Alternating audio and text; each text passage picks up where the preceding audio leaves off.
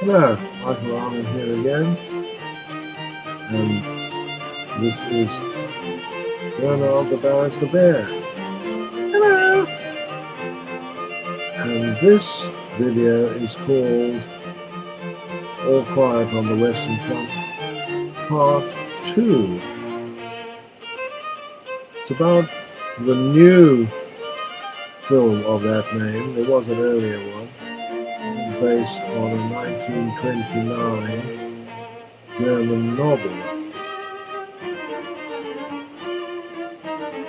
The film packs a powerful anti-war punch, focusing on the senseless carnage of World War I.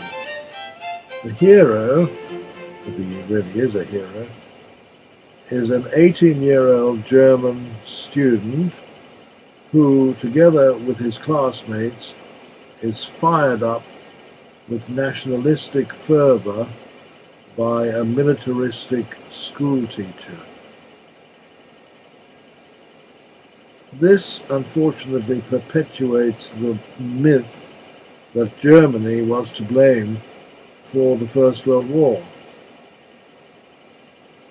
which of course led to a call after the war in Britain to hang the Kaiser, and also the vindictive slogan, "Let's squeeze the German lemon till the pips squeak,"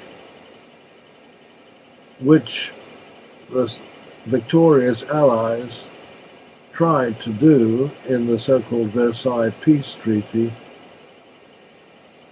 which led directly to World War II.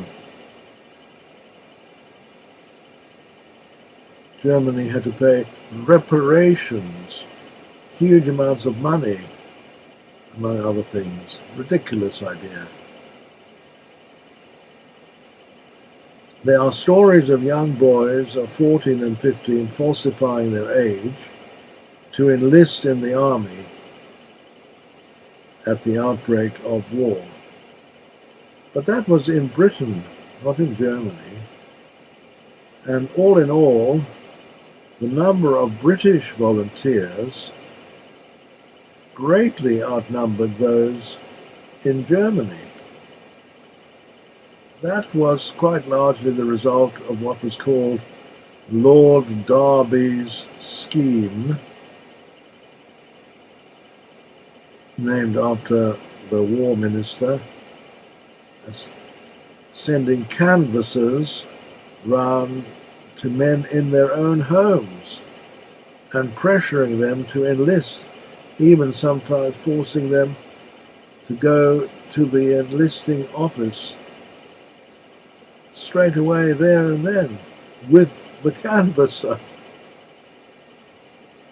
A letter from Lord Derby made the dramatic and completely false claim that Britain was, quote, a country fighting for its very existence, unquote. Completely false. Completely false. But even that campaign did not produce enough so-called volunteers, despite the use of women armed with white feathers to shame men into signing up. They would approach any man on the street who was not in military uniform. Very, very embarrassing, and it did actually pressure a lot of men into signing up. The socialist pacifist Fenner Brockway joked that he had been presented with enough white feathers to make a fan. Luckily for him, he did not succumb to the pressure, and he lived to the age of 99. There have been wars since the beginning of time. Well, according to the Bible, since the time of Cain and Abel. But the scale of war and the number of deaths has escalated exponentially over the past 200 years. Just the period in which the West has supposedly been becoming more democratic. Is that coincidence? Not at all. The point is, it's only in that recent period that there has been mass conscription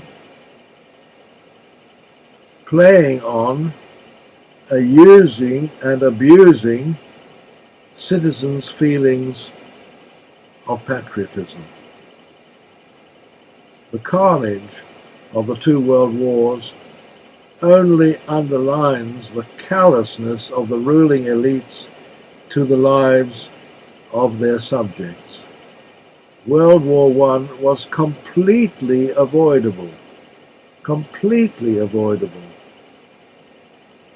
And the humiliating terms imposed on Germany by the victorious Allies in the Versailles Treaty, as I mentioned earlier, only guaranteed the imminence of a Second World War, which of course broke out 20 years later.